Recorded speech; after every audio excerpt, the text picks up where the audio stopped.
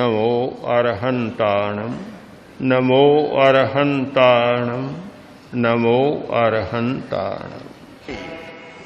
आचार्य रामसेन ने तत्वानुशासन एक ग्रंथ लिखा। उसमें उन्होंने भावना के महत्वपूर्ण प्रयोग बतलाए। उन्होंने लिखा, अगर आपको शक्तिशाली बनना है, शक्तिशाली, तो आप बाहुबली को सामने रख ले, उनकी मानसिक कल्पना बना ले, मानसिक चित्र बना ले, उसके साथ तन्मय हो जाए, आपकी शक्ति बढ़नी शुरू हो जाए। बैनते है, अगर आपको गति में शीघ्रता लानी है तो गरुड़ की कल्पना करें, उसके साथ तन्मयता करें, आपकी गति शीघ्रता हो जाएगी। अगर आपको सहनशीलता का विकास करना है तो भगवान महावीर का मानसिक चित्र बनाएं, उनको सामने रखें, उस पर ध्यान केंद्रित करें, आपकी सहन करने की शक्ति बढ़ जाएगी। शायद 24 तीर्थंकर हुए हैं। सहन करने की शक्ति में अगर किसी का पहला नाम है तो वह महावीर का होगा, कि उन्होंने इतना सहन किया। एक महान तीर्थंकर की अवस्था होने वाली है, उसमें भी उन्होंने साधना काल में जो सहन किया अद्भुत है। तो जो व्यक्ति देखे मेरी सहन शक्ति कमजोर है, उसको महावीर का ही जप करना चाहिए और फिर महावीर का मानसिक चित्र बनाकर और उसमें तन्मय हो जाएं, आपकी सहन करने की शक्ति बढ़ जाएगी। अनेक समस्याएं, अनेक प्रयोजन और प्रयोजन के अनुरूप चुनाव। एक ही मंत्र कोई सब में काम नहीं देता, अलग अलग हमारे प्रयोजन होते हैं और प्रयोजन के अनुरूप ही सारा चुनाव किया जाता है। अब किसी आदमी को डर लग रहा है, बहुत भयभीत है, भय की समस्या है। कोई आदमी बहुत ज्यादा क्रोधी है, क्रोध को मिटाना है। कोई आदमी बहुत ज्यादा लोभी है, लोभ को कम करना है। आदि आदि अनेक समस्याएं हैं। उन सब समस्याओं के लिए कोई एक ही आपको समाधान नहीं मिलेगा, मंत्रों का भी अलग अलग चुनाव करना पड़ेगा।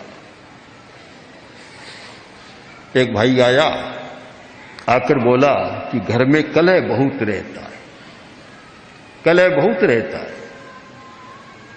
हमने एक प्रयोग बताया, मंत्र का जप दिया, उसका प्रयोग किया। कुछ महीनों बाद आया कि घर में बड़ी शांति हो गई। सारी ये ध्वनि तरंगे हमारे मस्तिष्क को प्रभावित करती है और चिंतन को बदल देती है। तो सैकड़ों जीवन की समस्याएं हैं और मंत्रों का भी सैकड़ों क्या हजारों का विकास हुआ है। एक एक समस्या के लिए अलग अलग कैप्सूल है। सब रोग की एक दवा नहीं होती। जो पुरानी कहावत है कि सूंठ को गांठियों लेकर पंसारी बन गयो। अब ना एक सूंठ का गांठिया लेकर कोई पंसारी बन सकता है क्या?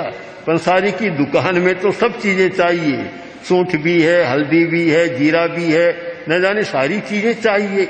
एक सूंठ का गांठिया लेकर और नहीं बन सकता।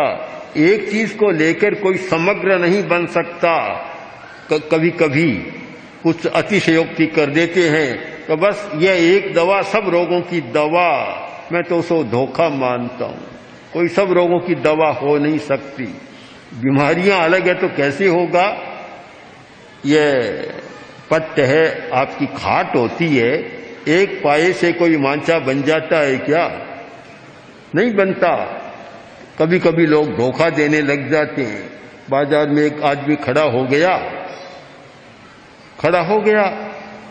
और बोलने लगा, मांचो लो, मांचो लो, मांचो लो, मांचो लो।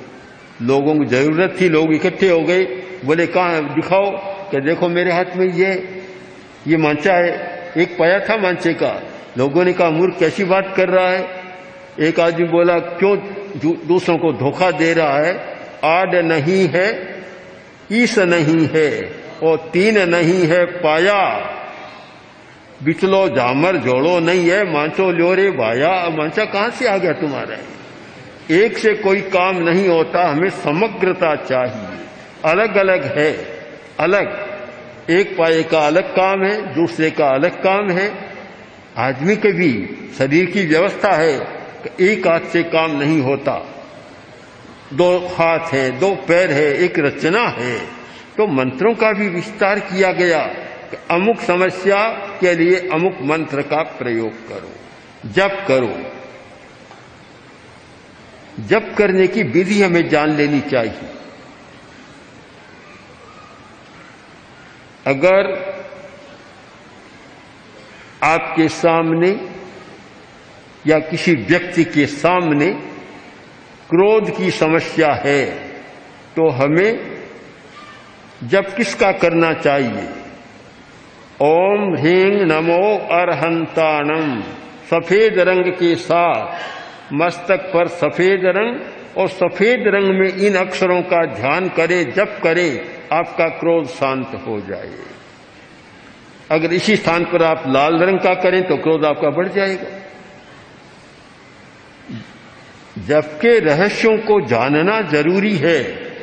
और मुझे आश्चर्य होता है, लोग जप तो सब करते हैं, बचपन से ही नवकार मंत्र का, जैन लोग जो वैदिक लोग है वे गायत्री मंत्र का जप शुरू कर देते हैं। बौद्ध होते हैं ओम मणि पद्मे हुम का जप करते हैं।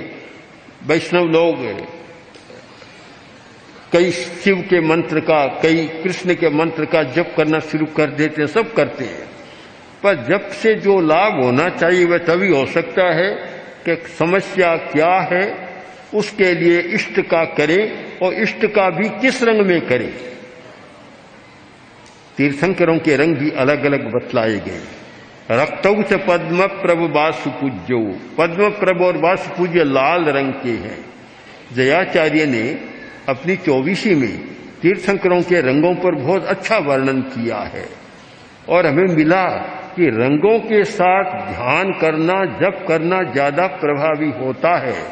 और इसीलिए ये सारी व्यवस्था की गई कि सफेद रंग का करो, यहां अरुण रंग का बाल सूर्य का करो, यहां पीले रंग का करो, यहां हरे रंग का करो, और यहां नीले रंग का करो। यानी जो समस्या है, अब जिस व्यक्ति को अंतर्दृष्टि का विकास करना है तो फिर बाल सूर्य का यहां ध्यान करना, ओम ह्रीं नमो सिद्धानंद का जप ज्यादा महत्वपूर्ण होगा। जिस व्यक्ति को अपने ज्ञान का विकास करना, अध्यात्म का विकास करना है, उस व्यक्ति के लिए ओम ह्रीं नमो उवज्झायानं हरे रंग का, क्यों हरा रंग अध्यात्म का रंग है। कल एक बहन आई, आकर बोली कि क्या बताऊं मैं आपको, मैं जब आपको देखती हूं तो आपका रंग मुझे हरा ही हरा दिखाई देता है। मैंने कहा अच्छा है, हरा रंग तो अध्यात्म का रंग है, ये तो अच्छी बात है कि हरा ही रंग दिखाई देता है। तो हरा रंग अध्यात्म का रंग है।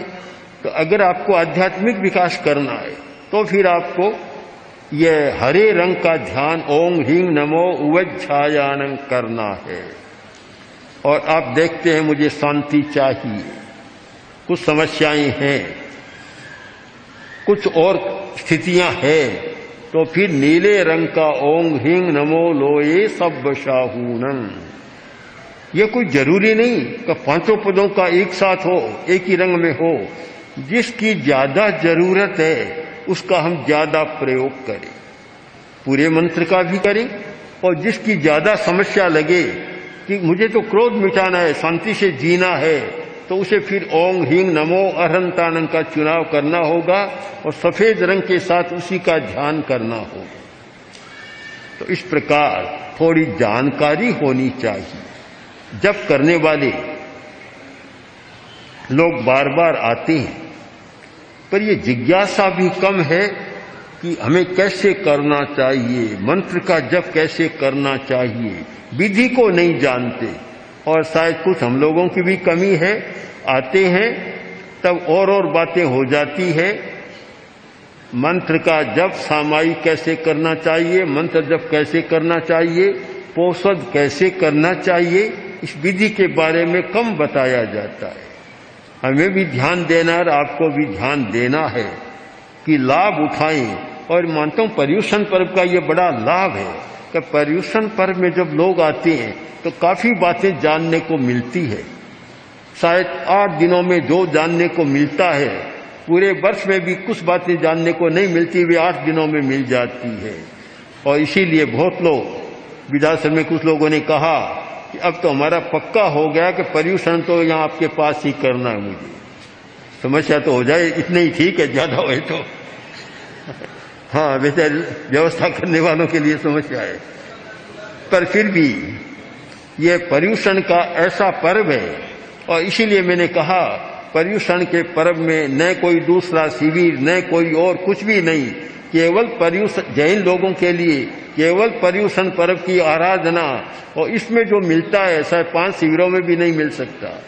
तो यह एक महान पर्व है और काफी विषय की जानकारियां, और हमारे महाश्रमण और संत मिलकर ये विषयों का चयन भी ऐसा करते हैं कि नाना प्रकार की सामग्री मिल जाए। रोज बाजरे की रोटी खिलाएं तो आप नहीं आएंगे। कभी आपको बाजरे की रोटी मिलती है तो कभी आपको दूध मिल जाता है, कभी थोड़ी बहुत मिठाई भी मिल जाती है, कभी और फल मिल जाता है। तो ये नाना प्रकार के आज विषय जो 7 विषय हैं, सब प्रकार के विषय हैं, सरस हैं और जीवन के लिए बड़े उपयोगी हैं। तो इन सब विषयों की जो चर्चा हुई है आप ध्यान दें और जप करने की विधि जान लें। आज जो आपको लाभ हो रहा है निकम्मा नहीं जाता, लाभ तो हो रहा है, पर आज से 100 गुना ज्यादा लाभ उठाया जा सकता है। और कभी कभी उपासकों में और महाश्रमण भी ध्यान दें कि कभी कभी इन विधियों पर विशेष लोगों को प्रेरित किया जाए। इसलिए जो भी यात्रा समणियां जाती है, उपासक जाते हैं, पर्युषण की यात्रा में जाते हैं, वे भी वहां लोगों को ये सारी विधियां सिखाएं। तो मेरा विश्वास है कि उन्हें बहुत सारी समस्याओं का समाधान अपने आप में खोजना होगा और मिल जाएगा। इसलिए जप के महत्व को समझें और विधि पूर्वक जानकर करें तो उससे बहुत अधिक लाभ उठाया जा सकता है। और ये आसपास में आने वाले जो विघ्न और बाधाएं हैं, उन विघ्न और बाधाओं से मुक्ति पाई जा सकती है। जयाचार्य ने आचार्य भद्रबाहु का ले समस्या, समाज की समस्या मिटाने के लिए तो उवसक धर्म की रचना की थी, और जयाचार्य ने अनेक समस्याओं को मिटाने के लिए ही विघ्न हरण मंगल करण स्वाम भिक्षुरो नाम गुण ओलख समरण करे सरे अचिंत्या काम। इसीलिए तो सारी मंत्रों का विधान किया था। इसलिए हमें खूब गहराई के साथ उनको समझना है और उसका प्रयोग करना है। ओम।